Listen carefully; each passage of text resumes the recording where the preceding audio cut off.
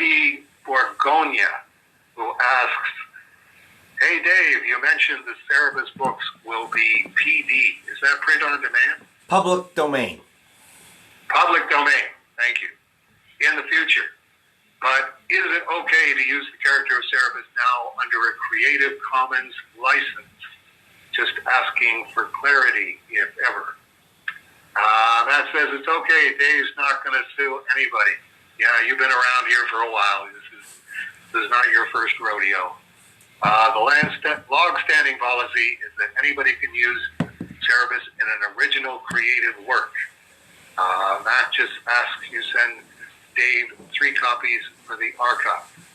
See, there you go. You never even had to see my lips move. And Dave Copperman asks, "Matt, okay, got one. Is there a comic that Dave regards as the artistic and philosophical heir to Cerebus? That is to say, a work that both expresses the creative vision and ambition of the author, but also grapples with their answers to the, quote, big questions, unquote, in a compelling way. Maybe, quote, heir, unquote, is the wrong word, since I don't necessarily mean something that came out after Cerebus was completed. After all, Dave's work was highly influential during the run. So maybe from the last 40 years. I nominate Finder by Carla Speed McNeil and Paul Chadwick's Concrete." Matt's guess, Archie's Sonic the Hedgehog series ran for 290 issues. I didn't know that. You would think they could have hung on for another 10. I knew it was a long-running series, and I had to Google it. I'm like, why would they stop 10 away from 300? And then I'm like, oh wait, it's a licensed comic. Sega and Archie parted ways, and Sega took Sonic to IDW, and they started over with a new number 1. There you go. Okay. And it was all reading the Wikipedia article. Apparently, one of the writers sued them about characters he created, and so they had to retcon stuff out. And I got to that part of the article and went, and that's why they're missing them 10 issues. There you go. We've had enough of this fun. We are out of here. Here, IDW, you can deal with this. I would hesitate to answer the question. Definitely I have a lot of copies of Finder by Carla Speed McNeil. She's definitely in the category of a very, very talented cartoonist, not a very, very talented female cartoonist in any person's language.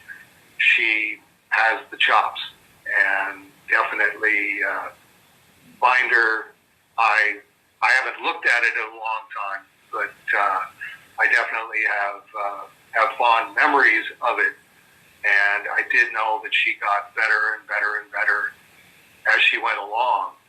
I know that she took an extended break when she had a child. Wasn't that it? I'm not sure. Okay.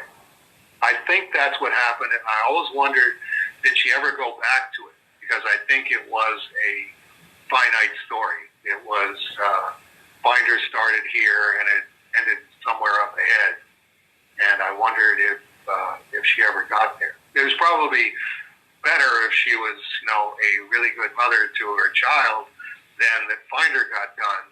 But that's personal opinion. Definitely, Paul Chadwick's Concrete was very, very popular. I enjoyed it when I read it. It was very, very sweet. It wasn't. There was no hard edge to Concrete. Although it sounds like something that should have a hard edge to it with a name like that.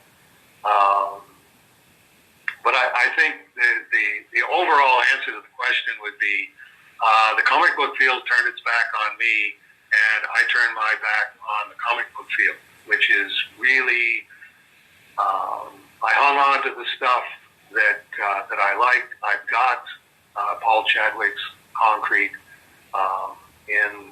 Horse Presents and various other places. I've got Carla's Finder back issues. I would have to pull them all out in my unsorted pile and find out how many of them I got and how far back they went. But that was at the point where I really went, I'll tell you what, let's leave this alone, and I'll go over here and do my tribute to comic strip photorealism, because this is something that I enjoy and appreciate at least as much as everything that my so-called friends in the comic book field were doing. And it's like, well, okay, I found out that I have no friends in the comic book field, or I've got like 5 or 6 friends in the comic book field. Let's just call it a day, and I'll go over here. I never knew Alex Raymond. I only met Al Williamson once and talked to him on the phone once. Never met any of the other photorealists, Al McWilliams. So I'll just go from a standing start, and I'll do this, and the comic book field can continue to do whatever the comic book field is going to do. And that's really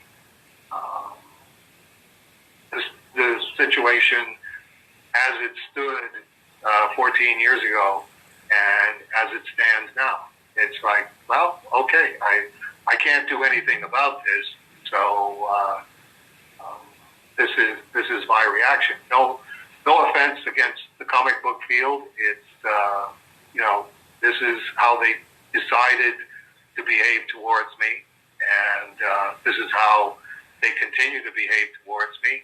And my interest in the comic book field is about the same as their interest in me, which is virtually nil. Apart from, this is stuff that I liked back when I thought these people were friends of mine. Okay, I have to go for my prayer time, and then we will get to Finally with Brian West. Okay.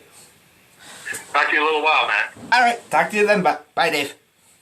Bye-bye.